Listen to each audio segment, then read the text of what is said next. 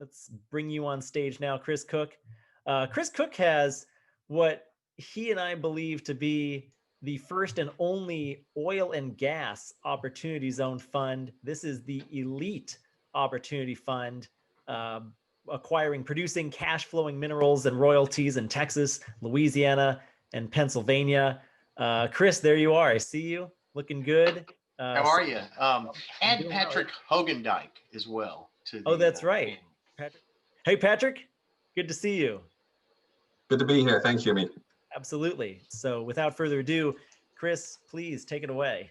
I'm Chris Cook. I'm Director of Acquisitions for Elite Opportunity Fund, and I'm joined here by Patrick Hoogendijk, CFO of Elite. And Elite is a qualified opportunity zone fund, opportunity zone business structure.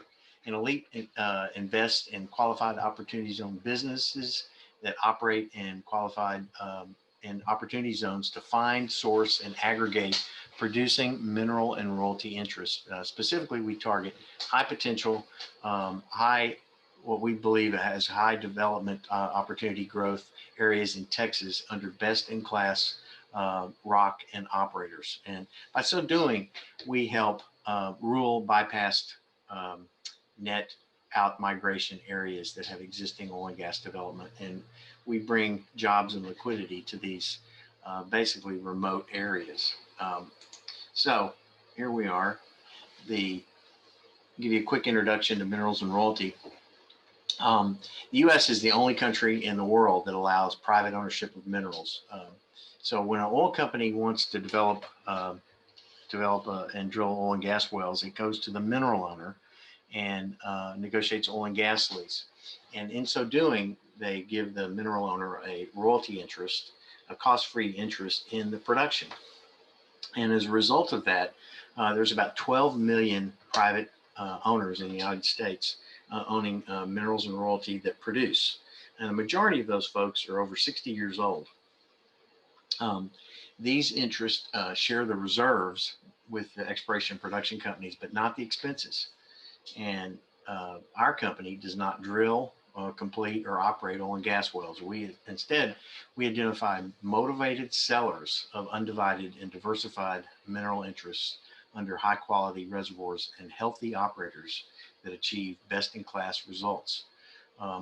We run the operator's economics, and we derive our information from scouting sources and public databases and private databases that we've developed. So this pyramid here shows you the working interest at the bottom. So that's your mineral interest. And then at the very top of this hierarchy are the perpetual mineral interests.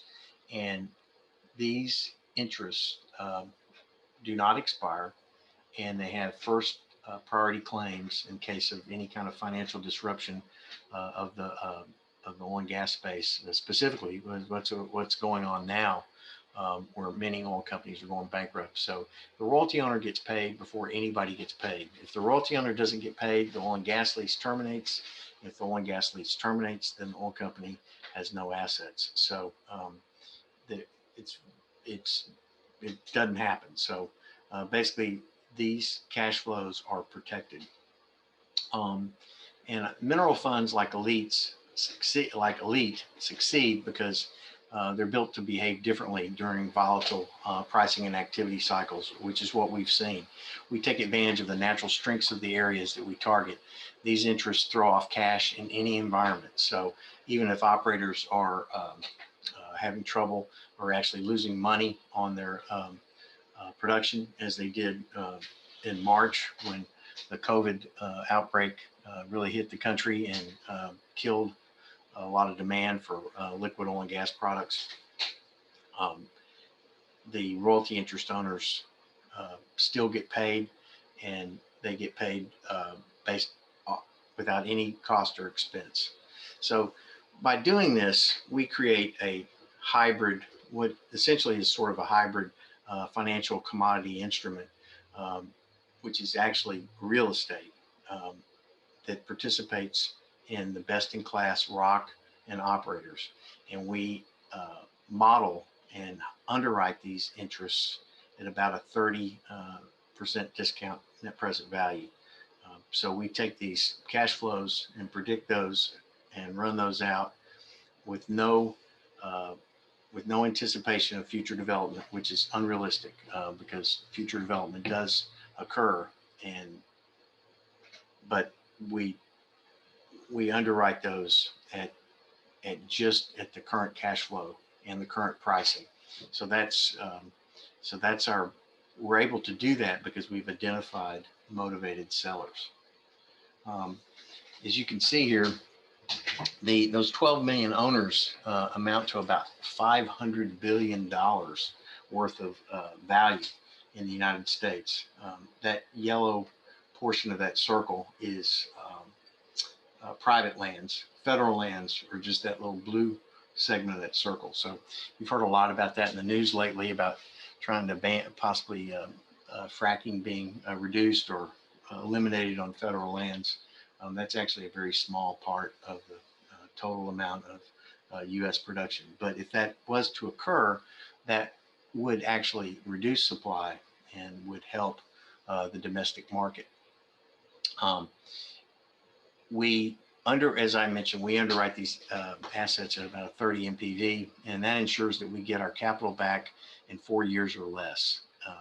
One of the things that's happened, let me switch here.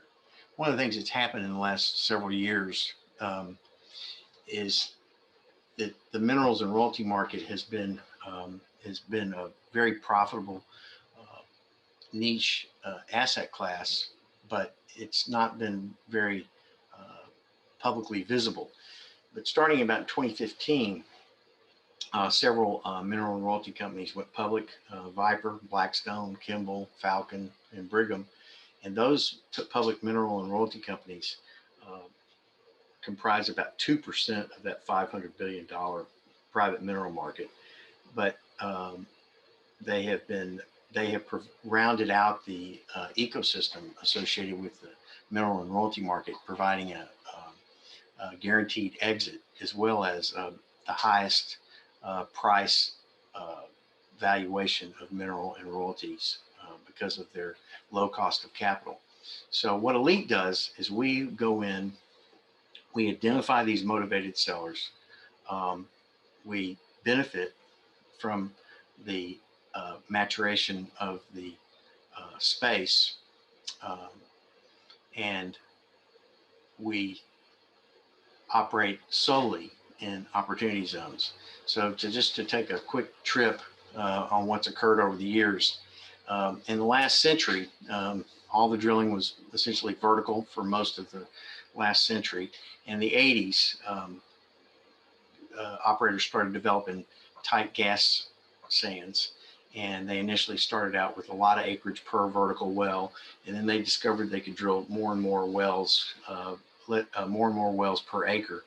And then fracking was popularized, and then horizontal drilling was popularized, starting in the late 90s. Very small, short laterals. But those laterals allowed for increased reserves to be obtained from the same acre of royalty. In the 2010s, those laterals got even longer, and then giant fracs came into vogue, and then wine rack drilling came into being, which is when they drill multiple laterals, both laterally and horizontally and vertically. So it's like a wine rack.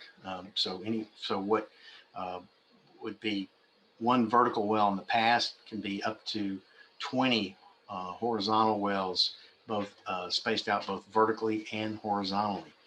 So someone who owns royalties, starting out with the one well, benefits from the drilling of those 19 additional wells. So more and more reserves are created over time. So that's how. Go ahead, Patrick. Yeah, so just to intervene there for a second, and to pull it back to this slide is, what our strategy is from an asset portfolio point of view is very much taking advantage of these technological advances that have happened over the last couple of years that have been much faster paced than you read in the media, whereby the density of drilling has gone up multiple folds as opposed to incremental percentages over the last like 20 years. And so you have an arbitrage here.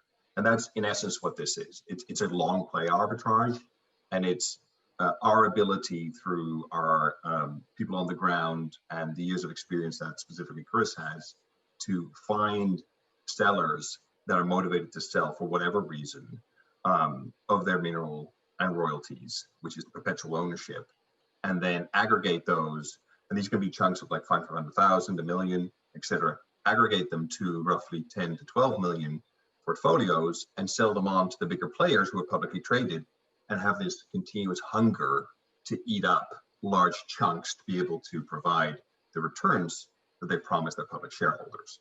And so this continuous densification of the actual under the ground real estate where the oil and gas sits enables us to rapidly move up that ladder to aggregate something that's significantly more valuable than just the individual sum of parts put together. Go ahead, Chris. That's right. And of course what's happened is that with the COVID demand destruction, a lot of these owners have been put in a situation where their royalty checks went down significantly because of the price declines. The rigs left the field. Capital has left the space, from the operator standpoint. So there's been a temporary low stand in the cycle. And a lot of these people, 2018, 2019 were some of the best years for them. They went out and bought jet skis, bass boats, RVs, new pickups, and they've gotten overextended. So there's a lot of motivated sellers out there. And so that's one of the services we provide, is that we provide liquidity to these motivated sellers. This is a map of all the opportunity zones in the United States. I'm sure you guys are familiar with that. This is a little different presentation because it overlays the oil and gas wells, and oil wells in green, gas wells in red, and then purple is the oil and gas wells that produce both oil and gas. And as you can see, Texas, in many cases, you can't actually see the opportunity zone right here. I don't know whether you can see my pointer, but right there in the corner of New Mexico, that's one of our target areas in the Delaware Basin, which you may have heard in the media more as Permian Basin. There's so many rigs there and so much production that you can't even see the zones, but they're there. And so those are great places for us to operate in. And a lot of these are very rural. This one here that I was pointing to there at the corner of New Mexico and Texas, that's about a 3,000 square mile opportunity zone with less than 5,000 people. So there really isn't a lot of economic opportunities for those folks. And when we enter the area, we'll be co-located.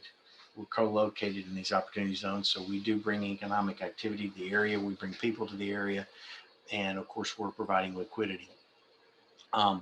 We are able to source these things because I've been at this personally since the late 1990s and developed some of the original methodologies to be able to buy these very small fragmented mineral interests from these owners over the years.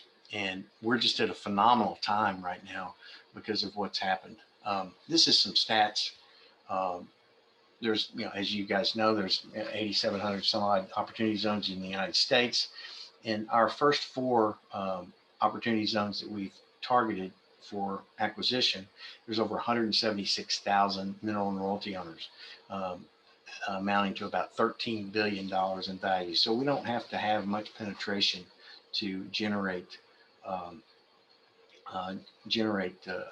very good portfolio. And we can benefit. We're specifically going to high grade natural gas assets. So we benefit from the closed United States market for natural gas. So essentially, oil, that's a global market. It depends on what happens in the Middle East. It does depend somewhat what happens in the United States, but natural gas, we import just a little bit from Canada. We export to Mexico. We also are building LNG plants, liquefied natural gas plants on the Texas Gulf Coast. And those plants export about almost 9 billion cubic feet a day, up from almost nothing in 2018, and it's been increasing. In February of this year, we reached an all-time record of 9 billion cubic feet a day of exports. That amount of exports went down to about 3 BCF a day when the Asian market shut down. That is now rebuilding. We're almost back to setting new records, and we should be in about the 15 billion cubic feet per day export range. And so what that does is, without the amount of gas rigs in the field, drilling rigs to support that amount of production, prices are going to have to increase. We're going to have a supply squeeze here starting at the end of this year, and into 2021, we may see prices up to the $4 to $5 range. That's from $1.60 early this year. Right now, we're just a little under $3. So natural gas has almost doubled this year, and will probably not quite double again next year as a result of the lack of capital and drilling in the oil and gas space. Chris, I just wanted to highlight one thing before we run out of time here and we move into Q&A. If you go back to the previous slide, one more down.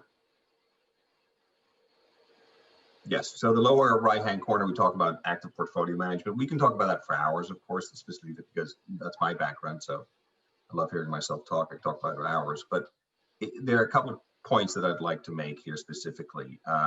One is that, we have the ability through the technology we use and the people we know on the ground, and having been in the Texas oil and gas space for over 30 years, to find the right assets at the right time.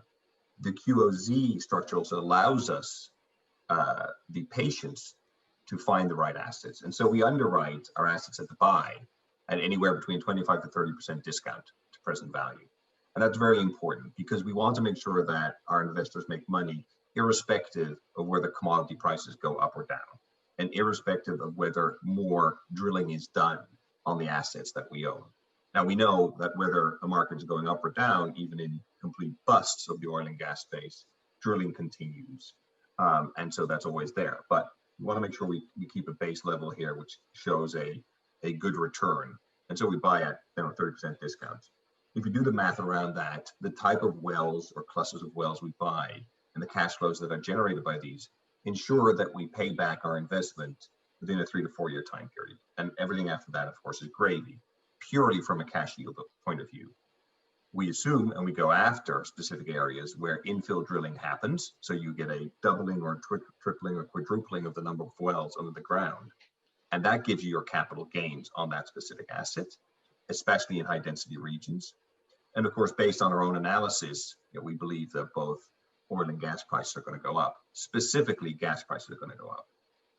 Even with the current administration moving into the White House, it's in fact in our benefit, and those prices will go up further. So there's a downside or a base case scenario that we feel should be presenting us with anywhere between 15 to 20% IRR over 10 years time, and then a upper side scenario with commodity prices going up and infill drilling kicking in that could be significantly more.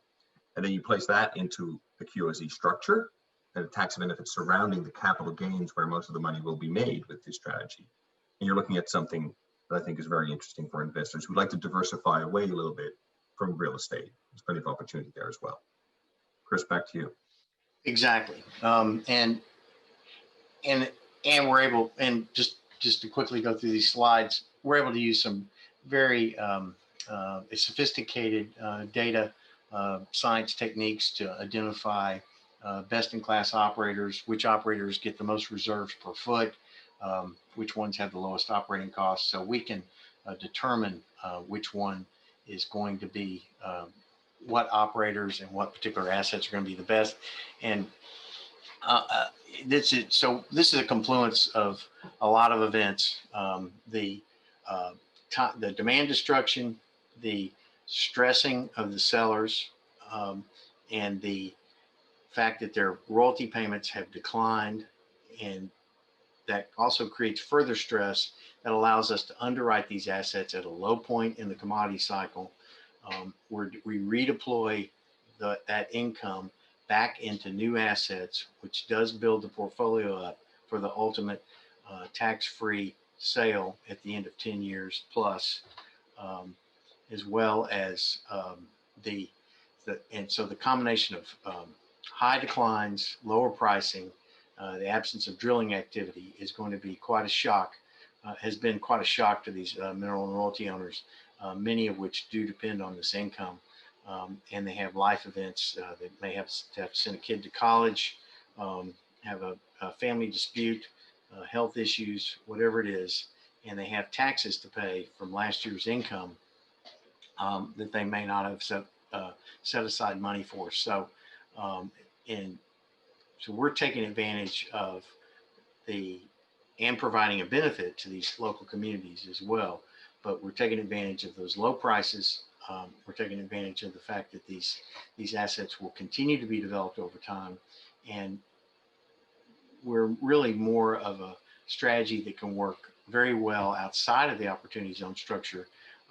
So we're not a strategy looking for, we're not an incentive looking for a strategy, but rather we're a strategy that benefits from incentive.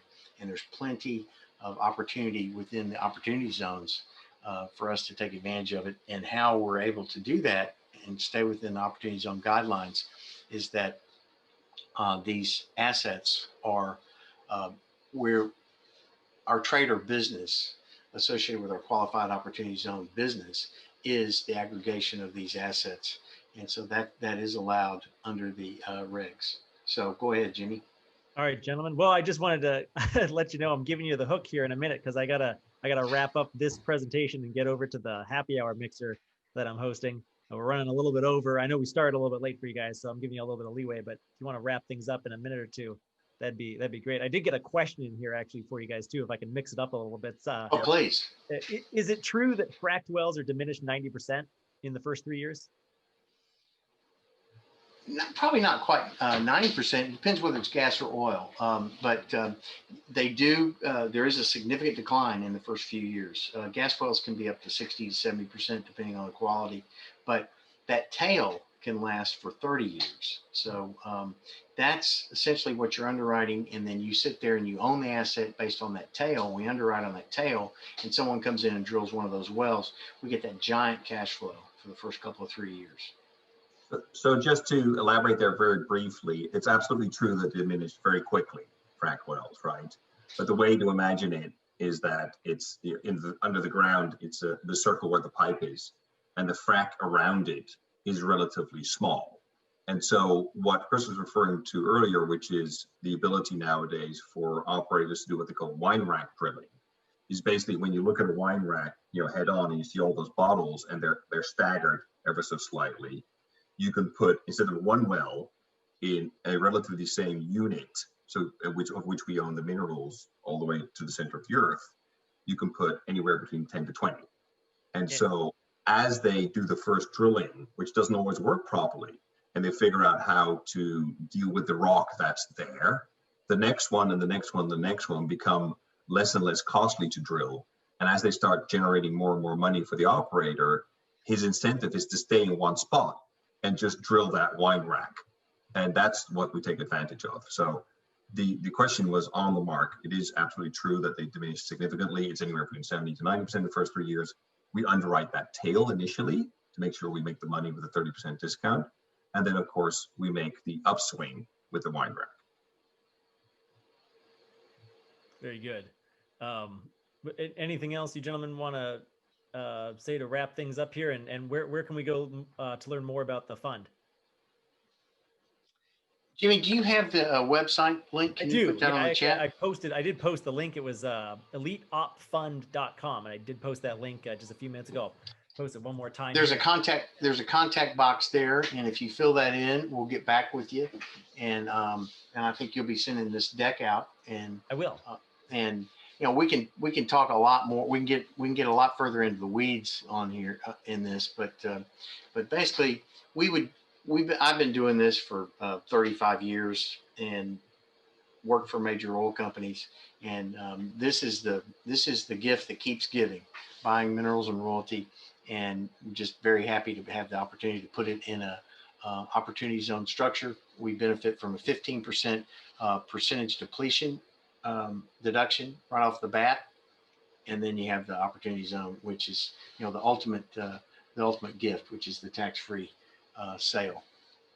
Absolutely. Absolutely. Well, thank you both of you for joining me today. I'm going to leave it there. Sorry to kind of cut you short, but we No went worries. over a little bit, and we got to get on to the happy hour mixer. We're going to, we did get a couple more questions. I'll forward them on to you via email, but Chris and Patrick, thank you very much. Appreciate your time today. Thank you, Jimmy. Thanks everyone for listening.